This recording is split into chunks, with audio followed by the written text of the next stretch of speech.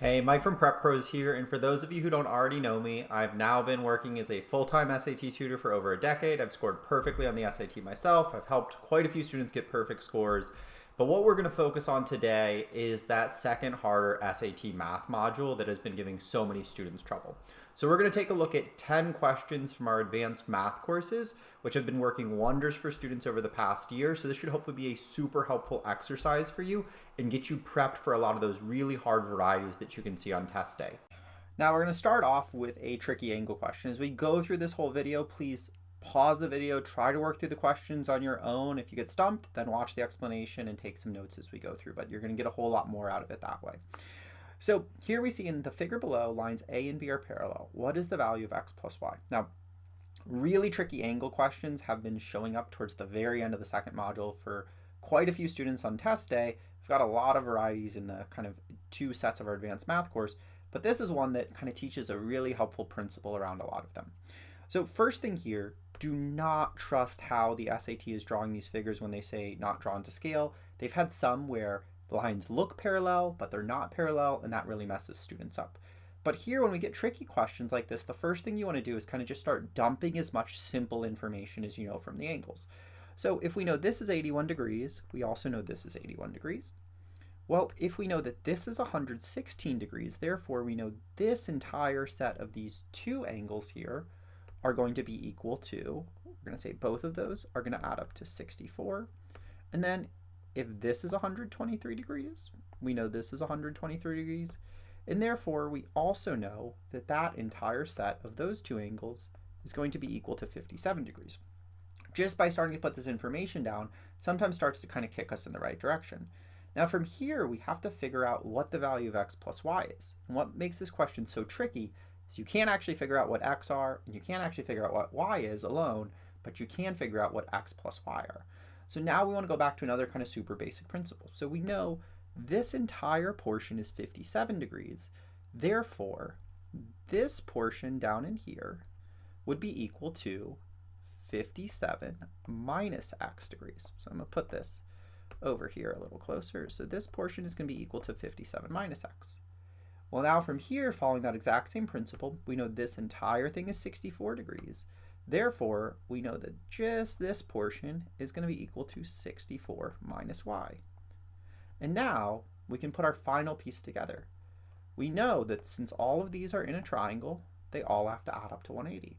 So therefore, we can say that 180 is equal to our 81 plus our 57 minus x plus our 64 minus y. And now we can just start to put together our like terms. So we're just going to add up that 81, the 57, and the 64. So this is going to give us that 180 is equal to 202 minus x minus y. So we can go ahead and subtract that over. We're going to do our 180 minus our 202. This is going to give us that negative 22 is equal to negative x minus y. Well, if we want to figure out what x plus y are, we can just go ahead and multiply this entire expression by negative 1. That's going to give us that 22, when we distribute this through, everything's going to become positive, is equal to x plus y, and that will give us our correct answer here. All right, so what is the value of k if the given equation only has one solution? Now, really hard SAT questions are typically hard for one of two reasons.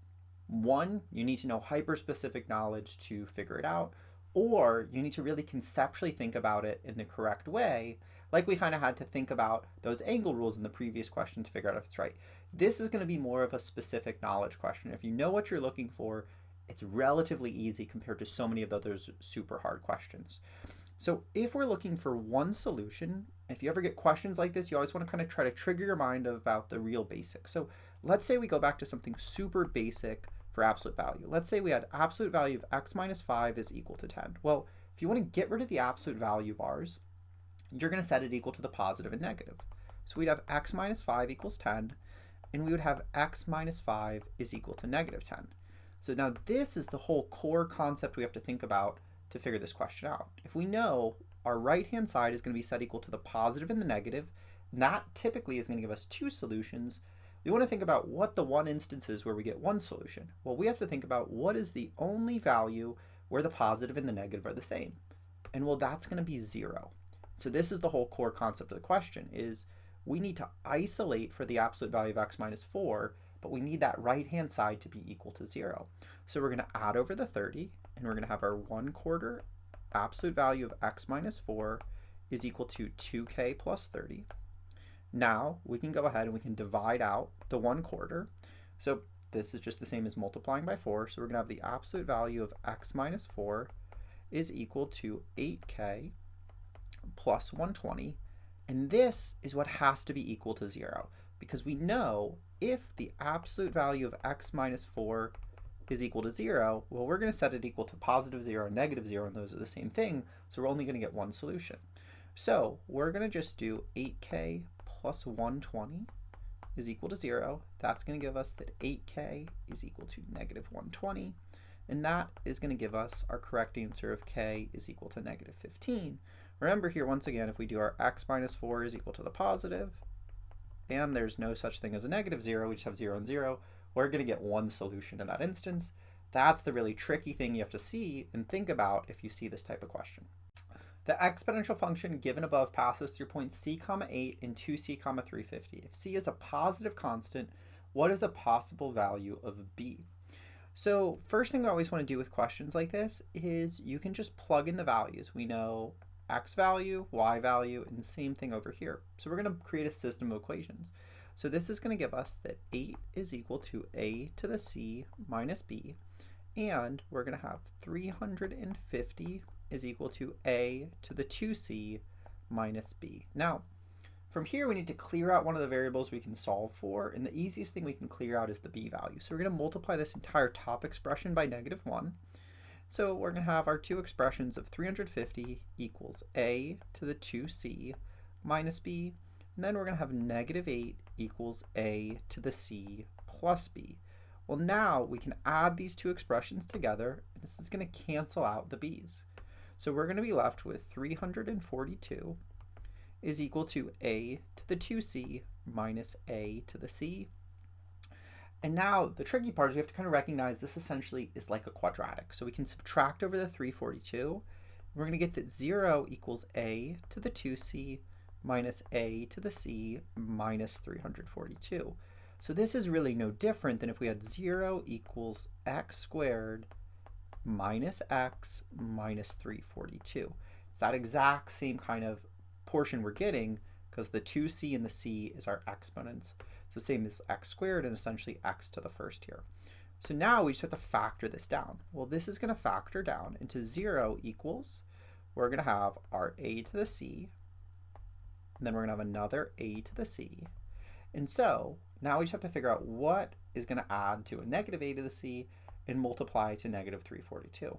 So this is going to give us a to the c minus 19 and a to the c plus 18. So this is going to tell us that a to the c equals 19 and a to the c equals negative 18. Now if c is a positive constant, and we're looking at this relationship c to the 8th, 2c to the 350th, we're going to see that this is going to be showing us exponential growth. So that's going to tell us we want to be using this a to the c equals 19 because we need to have exponential growth. As our x value is increasing, so is our y value. So now we can plug back into either equation and we can solve for b. So we're just going to use this top one because this is pretty simple to plug back in. We're going to have 8 equals a to the c equals 19 minus b. So from here we're just going to solve over. We're going to get that negative 11 equals negative b, or that b is equal to 11. And that's our correct answer. Now, the really crazy part is you actually can do this in Desmos using our regression tool. So we're going to jump on over. We're going to walk through the steps around doing that. There's one tricky step we have to take that doesn't feel super conventional.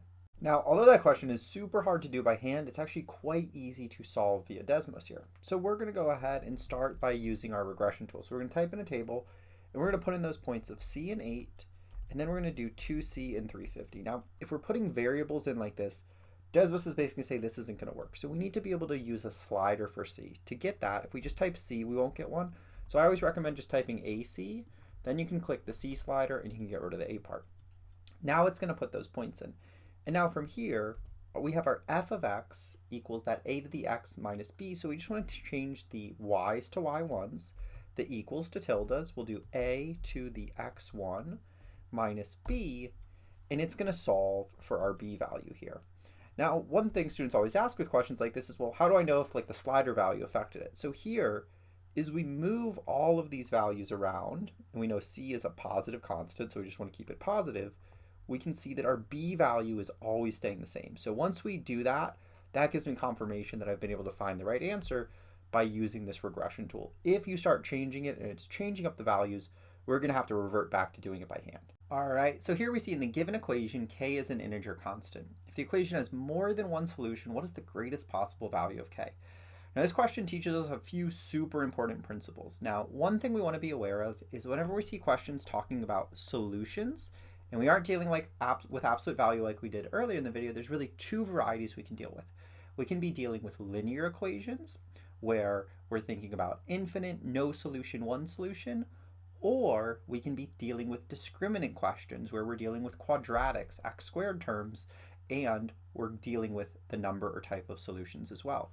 So what we have to kind of figure out here is which one of those we're dealing with.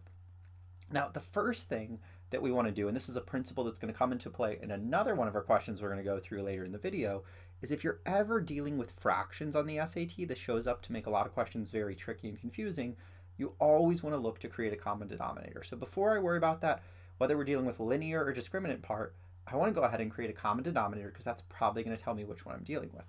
So here our common denominator is going to be 63kx. Now the reason we want to create that is once all of them have a common denominator, we can cancel them out and then we can solve through a lot more comfortably.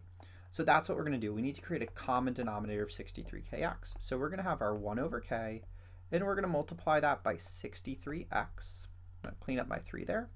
63x over 63x, because that's going to create the 63kx on the denominator. Then we're going to have our x over 63. Well, this one is going to be multiplied by kx over kx. Once again, we need to create that 63kx on the denominator. And then we're going to have our 5 here, and we're going to have that over kx. So we're going to multiply this one by 63 over 63. Now, as we do so, we're going to get our 63x, excuse me, over the 63kx. Then we're going to have our minus kx squared over our 63kx. And then this is going to be equal to 315 over the 63kx. Now from here, we can cancel out all of those denominators. So I'm just going to go ahead and erase those so I don't have to rewrite all of this.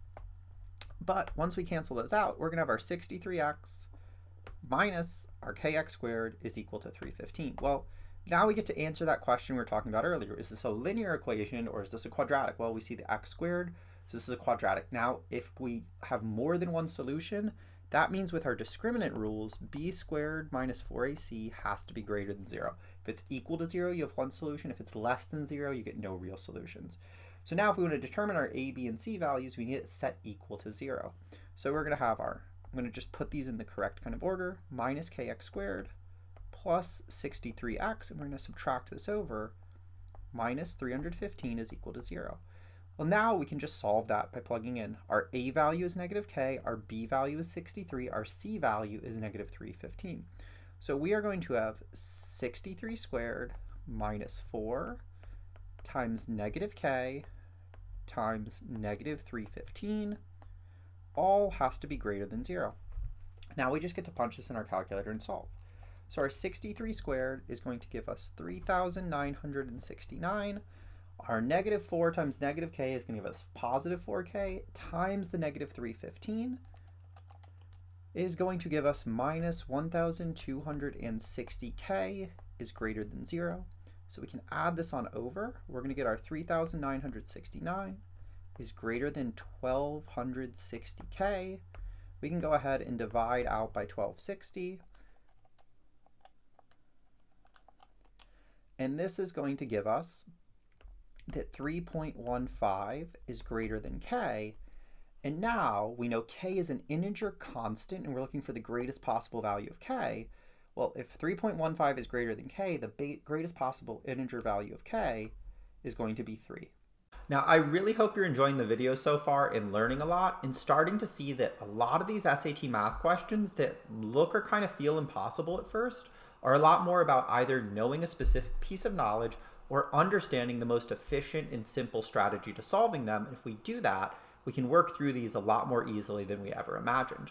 So if you want access to a handful of varieties that we're not going to cover in this video, at the very back of the free trial to my Ultimate SAT course, which does not require any credit cards, you're going to see a handful of these questions are not featured in this video. But if you're really starting to see how helpful this is and you want a ton more practice with these, I strongly recommend getting at least one of our advanced math courses. Now, the other piece is both of those advanced math courses are included in our Ultimate SAT course. So if you're looking to really learn everything you can see on the SAT, get access to some of our really accurate practice tests as well, I strongly recommend signing up there as well. The given equation where b is a positive constant defines a circle in the xy plane. The radius of the circle is root 106. What is the value of b? Now, this is a really hard question. It's very conceptual. It also requires understanding the steps around completing the square for going from this general form to a standard form of a circle. Now, if we're completing the square, we always need our coefficients for our x squared and y squared terms to be 1. So the first thing we need to do is divide this entire expression by 4. This is going to leave us with x squared. I'm going to kind of start grouping the terms like we do for completing the squared. We're going to have x squared plus b over 4x. I'm just going to turn my b's into capital B's because I know otherwise sometimes my b's can look a little bit like 6's and I don't want anybody to get confused. Then we're going to leave the space to complete the square. Then we're going to have y squared plus b over 4y and leave the space to complete the square is going to be equal to 8. Now, with completing the square, if you aren't familiar with it, I'm going to kind of talk through a little bit of the basics so this all will kind of connect. We'll go through and let's say we have a really simple version of this. Let's say instead, so if you're familiar with this, you can kind of skip up about a minute in the video to jump back to where I'm going to talk through the more advanced part. But let's say we had something a little simpler. Let's say we just had x squared plus y squared, and then we're going to say plus 6x plus 8y is equal to, we'll just say 12 here. Well, if we're going to complete the square, we want to get it so we can get back into the standard form of x minus h squared, where h is going to give us the x coordinate of the center of the circle, plus y minus k squared, where y is going to give us the k is going to give us the y coordinate of the circle, is all set equal to r squared. So what we do is we'd group those terms like we kind of started to do. So we'd have our x squared plus 6x, and then we'd have our y squared plus 8y. And this is going to all be equal to 12. Now, when we're completing the square, the step we take, and hopefully most of you have been taught this in math classes, you're going to take your middle term, you're going to divide it by 2, and you're going to square it. So we do 6 divided by 2 is 3, 3 squared is 9. We're going to add the 9 here, and we're going to add the 9 here. Then the same thing, we do the 8 divided by 2 is 4, 4 squared is 16. We're going to add that over to the other side. So what we know is the radius, since this is all equal to r squared, if we were solving for the radius would be equal to our 12 plus 9 is 21, plus 16. It would be equal to the square root of 37. So this is kind of the part that comes into the play.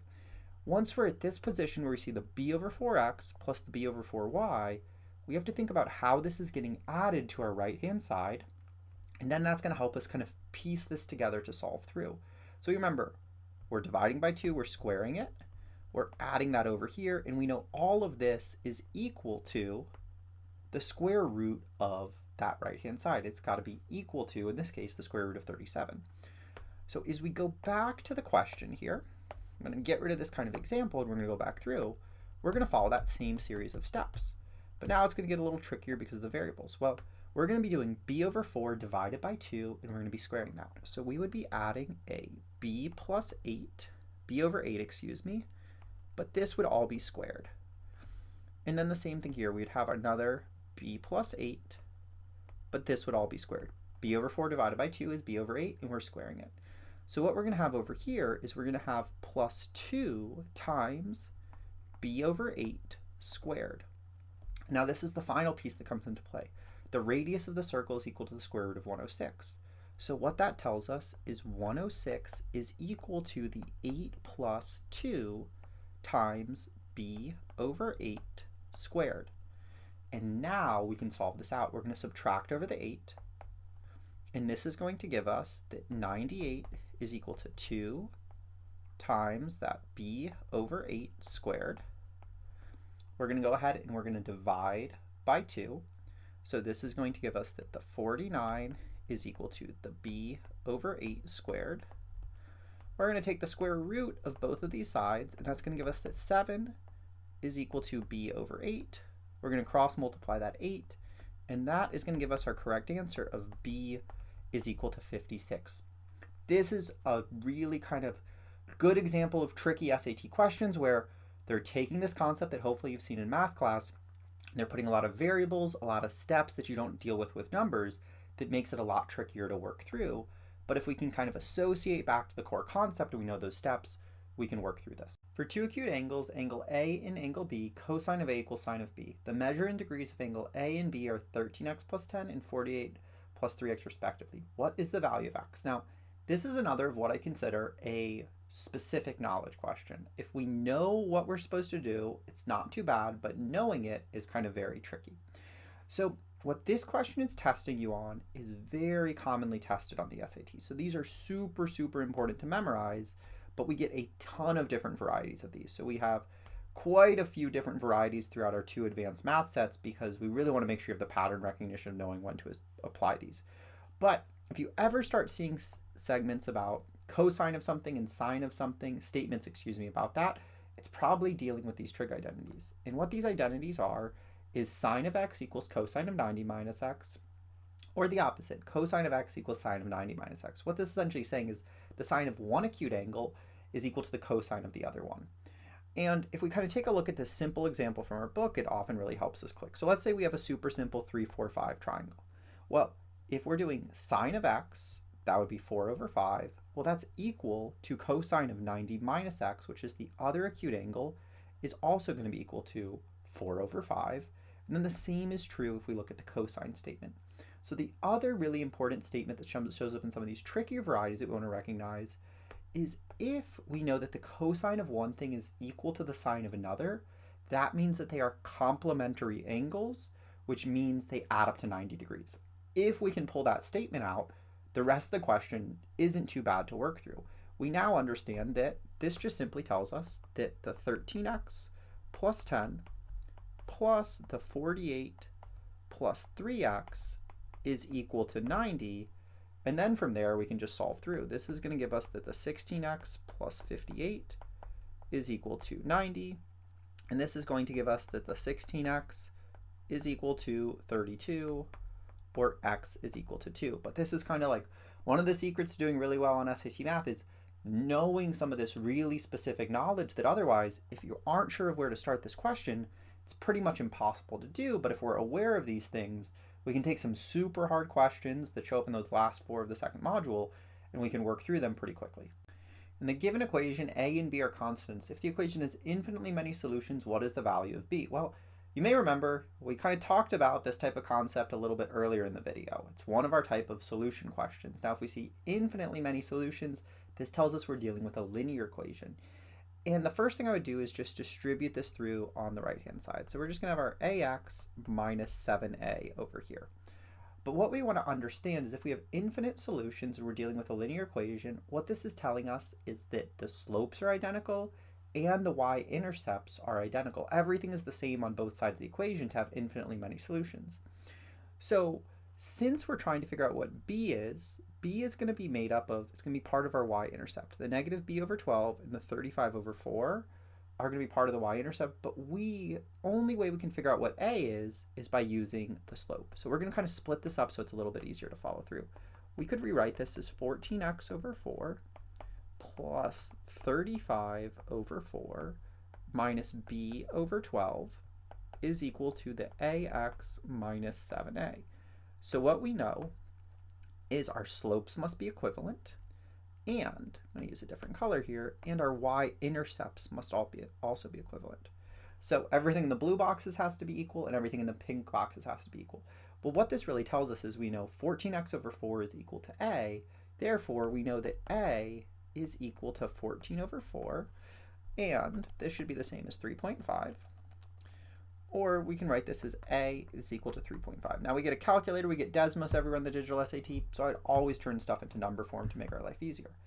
Well, now we can plug that back in. We're going to have our same 14x over 4 plus 35 over 4 minus the b over 12 is equal to the 14 over 4x, or the 3.5, minus, now we're going to plug that in for a here. So our 7 times the 3.5 is going to be minus 24.5. Now this really lets us start to work through, because what we want to remember is the 35 over 4 minus b over 12 is equal to the negative 24.5. So that's going to be our next kind of equation we're going to pull out. So our 35 over 4, I'm just going to put this into number form as well here. So this is going to give us 8.75 minus b over 12 is equal to negative 24.5. So we're just going to subtract over that 8.75. So our negative 24.5 minus the 8.75 is going to give us that negative b over 12 is equal to negative 33.25. We're going to cross multiply the 12. And this is going to give us that negative b is equal to negative 399, or our final answer of b is equal to 399. The perimeter of an equilateral triangle is 954 inches. The three vertices of the triangle lie on a circle. The radius of the circle is k root 3 inches. What is the value of k? Now, first thing we want to do here is, of course, draw this out. So a little bit easier for me to do on an iPad, but don't worry on test day about drawing stuff out to be perfectly to scale by any means. You just want to give yourself kind of a loose visual here. Now, tricky part of these questions is if we're saying the three vertices lie on it, we're going to get something like this. Now, I'm not going to be drawing out a perfect equilateral triangle here, but we don't really need to worry about that. We just need to kind of think about what's happening here. Now, the next thing we want to kind of think about very simply is we know the perimeter is 954, so we can easily figure out what each of the side lengths are by dividing by 3. So that means each of these side lengths is going to be equal to 318.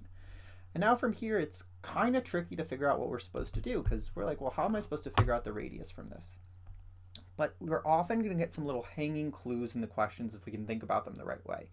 A ton of these inscribed shape questions, and there's a lot of different varieties that we have kind of throughout the course because so many show up on the test, deal with in some way special right triangles or right triangles. And the root 3 should always raise a big alarm bell in your head that we're probably dealing with a 30, 60, 90 triangle. And so what I then want to think about is, well, we know we can create two 30, 60, 90 triangles if we split an equilateral triangle down the middle. So if we're going to take that 318 and we're going to divide it by 2, that means that this is going to be 159, and we know that this is going to be 159.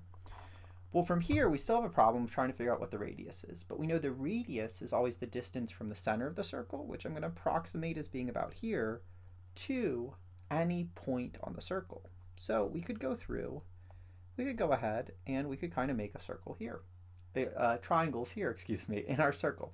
So if we know that this is 159, now we have to start thinking about those 30, 60, 90 triangles. So we've gone ahead and bisected this angle down here because we're going to the center. So this is going to be 30 degrees, and this will also be 30 degrees. This is going to be a 90-degree angle because we've split that equilateral triangle down the middle. Therefore, we know that this is going to be 60 degrees as we go through. Other way we can think about this, we're bisecting the part down the middle. So we know that all three of these are going to be equivalent because they're all facing equal side lengths as we go through. If we're thinking about this entire portion here, that they're each going to be 120 out of the 360. We're bisecting that, so we're going to make two 60s here. But we just need to recognize we're going to create a 30, 60, 90 triangle. And now we can use those 30, 60, 90 ratios. So I'm going to grab a different color pen so it's easier to follow. Opposite of 30 is x. Opposite of 60 is x root 3. And therefore, that means our radius is going to be equal to 2x. So now from here, we have this really important piece of information. What we now know is we know that x root 3 is equal to 159. Therefore, x is equal to 159 over root 3. And now we need to rationalize this. So we need to multiply this by root 3 over root 3. So this is going to give us that x equals 159 root 3 over 3. And now we want to remember, right, our radius is equal to 2x. So our radius is equal to 2 times the 159 root 3 all over 3, which is going to be the same as our radius is equal to 318 root 3 over 3. And so now we're going to divide that 318 by 3 to simplify it. This is going to give us that our radius is equal to 106 root 3. Super tricky question, but if we draw it out, if we think about these inscribed shapes, and we think about those 30, 60, 90s that we're given that kind of heads up to, this is going to let us understand that our k value is equal to 106. Now, as you can see, that was a really, really challenging question. And you're probably wondering, how am I supposed to possibly prepare myself for questions like these on test day, especially when College Board doesn't put questions this difficult on the Blue Book tests? And that's why we've created our advanced math courses. Each of these courses is 150 questions that are really reflective of those 5 last questions you're going to see on the second harder module on test day. So working through each of these courses is really the equivalent of working through 30 accurate real practice SATs to expose you to all these different variations and question types you can see on test day. Now in this video, we're working through some really challenging ones, but we definitely have some that are quite a bit harder throughout those advanced math courses. You can see some that are more challenging on test day. So if you're ready to get signed up, you can find the links to those in the description below. There are 2 ranches, Ranch A and Ranch B. The ratio of male horses to female horses is 1 to 15 for the total number of horses on Ranch A and B. The ratio of female horses on Ranch A to Ranch B is 7 to 17. There are 168 horses on Ranch A and 344 horses on Ranch B. How many more male horses are there on Ranch A than Ranch B? Now, when we get some overwhelming word problems on the SAT, sometimes it just takes steps to kind of unravel it and unpack it. So the first thing we can use here is we can use this ratio for the total number of horses to figure out the number of female and the number of female. So we know that the male to female is 1 to 15, and we know there's 168 on Ranch A and 344 on Ranch B. So if we add that 168 and that 344 together, this is going to give us that we have 512 horses in total. Now from here, this is what I call a ratio and a total question. We know ratios, we know the total. So there's 2 ways that we can work through this. So the first way we could think about is we could say 1x plus 15x is equal to the 512. What we're essentially saying here is we know it's a ratio of 1 to 15, but we don't know how many there actually are. So if we're doing our 1x for the male to the 15x for the female, this has to add up to the 512. The other way we could set this up is we could do 1 over 16. The total of these 2 pieces is equal to x over 512. Now if we're doing the 1 over 16, that would figure out the number of male horses. So we're just going to go through this way because this way typically feels more comfortable for students, but you can always kind of use that other method as well.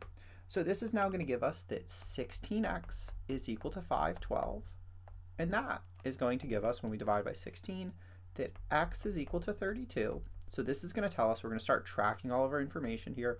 The total number of male is 32. Therefore, the total number of female is going to be 480. So now we have kind of the next piece we can go through. The ratio of female horses on Ranch A to Ranch B is 7 to 17. Well, we're going to go right back through the same kind of step. So we're going to say the 7x plus the 17x is equal to the 480, or 24x is equal to 480. So when we divide this by 24, we're going to get that x is equal to 20. Now here, if we want to figure out Ranch A, we're going to have to multiply by 7. Ranch B, we're going to multiply by 17. So we're going to go ahead and do that. So we now know that the female who are on Ranch A, we're going to do female A, is 140. Therefore, the female on Ranch B are going to be equal to 340. Well, now from here, we can figure out all of the other pieces. So there's 168 horses on Ranch A. So therefore, if we do the 168 minus the 140, that's going to tell us that there's 28 male horses on Ranch A. And there's 344 horses on Ranch B. Well, therefore, the 344 minus the 340 is going to give us that there's 4 male horses on Ranch B. If we're trying to figure out how many more are on ranch A than ranch B. We're simply doing the 28 minus that 4, and that's going to give us our correct answer here of 24. All right, so we're going to wrap up with a pyramid question. Now, this is something that I've heard from a lot of students, that they're seeing a handful of different varieties in question 20, 21, 22 of that second harder module. So we're going to take a look at kind of one type you could see on test day. We have a bunch of other varieties throughout the advanced math courses. So here we see the edge length of the square base and height of a right square pyramid are integers. The pyramid has a volume of 16,464 cubic inches. If the slant height is 35 inches, what is the height in inches of this pyramid? Well, when we're talking about slant height, we're talking about this piece here. And this is a core part that gets threaded throughout many of these different pyramid question types, and also can show up in some of the right circular cone question types you can see in that second harder module, is in some way we have to use Pythagorean theorem to solve many of these questions out. So the first thing we know here, though, is since it's a square base, we don't really have a length and a width, we just have two sides. So we're going to define those as x, and we're going to define the height as y. Well, therefore, we can use that volume formula to create an initial equation pretty comfortably. We can do our 16,464 is equal to 1/3 length times width, so this is going to be x squared, and then times the height, which is going to be y. Now, the second equation is a little bit kind of sneakier, but it has to do with that Pythagorean theorem. So since we know that these are each x, that means of this right triangle we formed, this is 1/2 x. And we know that the slant height is 35. So the other equation we're going to use is just using the Pythagorean theorem. We are going to use our 1/2 x squared plus y squared is equal to 35 squared. And we could simplify this a little bit to 1/4 x squared plus y squared is equal to 35 squared. Now, at this point, I would never, ever, since we have Desmos, bother trying to solve these by hand. This is going to be a pretty nasty system of equations to solve by hand, but instead, all we're actually going to do is we're going to jump over to Desmos. We want to remember that the edge length and the height are integers, and we're looking for the height, we're looking for the y value as we defined it, so we're going to jump over to Desmos and finish this out. Now, to finish this question off, we simply have to just graph it in Desmos. So we're pop those equations in, and now what we have to remember is we're saying if the slant height is 35, what is the height in inches of this pyramid? Well, we want to remember we defined x is our base edge length, y is the height, so it has to be integers, so it can't be those points. We don't have to worry about anything negative. Can't have any negative values here. So that's going to tell us the point 4228.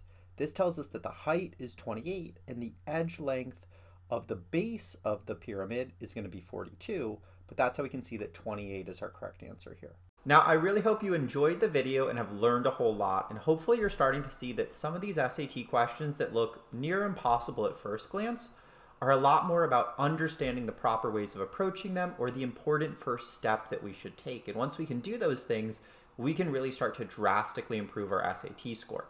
So if you're ready to do a whole lot more practice with a lot more questions like this, we have another 290 of these.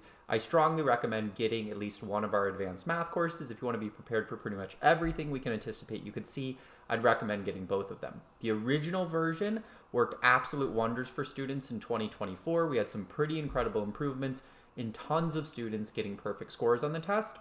So these new updated versions I know are even better. Now, you either can get those courses on their own, but they're also included in our Ultimate SAT course. So in the first month, you'll get access to the first one. The second month, you'll get access to the second one. But the advantage of signing up for the Ultimate SAT course is you're going to get access to a ton of other math questions. You're going to get access to our writing course, reading course. You're going to get access to our practice tests that are really accurate and reflective of what you're going to see on test day as well. So that's going to help you be even better prepared.